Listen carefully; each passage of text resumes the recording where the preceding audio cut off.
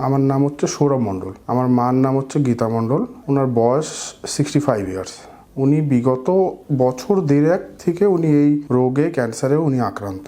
ওনার 1.5 বছর আগে ওনার ঘটনাটা হয়েছিল এমন যে ওনার হালকা ব্লিডিং হচ্ছিল। তখন আমরা লোকাল ডাক্তারকে তখনকার প্রেফার করেছি যে লোকাল ডাক্তারকে আমরা একটা দেখিয়ে দেবো। উনি তখনকার ব্লিডিং কমানোর জন্য একটা ওষুধ দিয়েছেন। ওটা থেকে আমাদের ব্লিডিং টোটালি বন্ধ। তখন 6 মাস আমাদের টোটালি বন্ধ, কোনো প্রবলেম হচ্ছিল না। তার 6 মাস পর আবার ব্লিডিংটা শুরু হয়েছে। যেটা ওষুধ ছিল সেটা আবার নিয়েছে, আবার ব্লিডিং বন্ধ।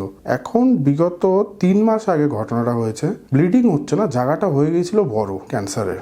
ঘটনাটা এখন হয়েছে আর অতিরিক্ত ব্যথা। এখন সেই কারণে আমি আমাদের শিলিগুড়ির যেটা আমাদের ডাক্তার আছে, লোকাল একটা ডাক্তার, ওনাকে আমি দেখাতে নিয়ে গিয়েছিলাম। উনি ডাইরেক্ট দেখে বলে দিয়েছে, এটা দেখুন, এটা ক্যান্সারের লক্ষণ, আপনি একটা টেস্ট করিয়ে নিন। এগুলা টেস্টে আপনি সবকিছু আপনি জানতে পেরে যাবেন। আমি ওনার টেস্টগুলো করে আমি ওনার কাছে নিয়ে গেছি।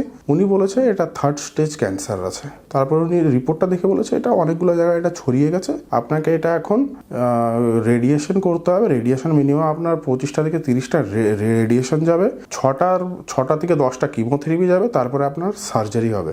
এটা শোনার পরেই আপনাদের আমি খোঁজ পেয়েছি আমাদের ফেসবুক থেকে। তারপরে আমি আপনাদের সঙ্গে এখানে এসে আপনার সঙ্গে আপনি যোগাযোগ করেছি। এখন ওনার যেটা অসুবিধা হচ্ছে সেটা হচ্ছে খুব উনি পেন ব্যথা অনুভব করছেন।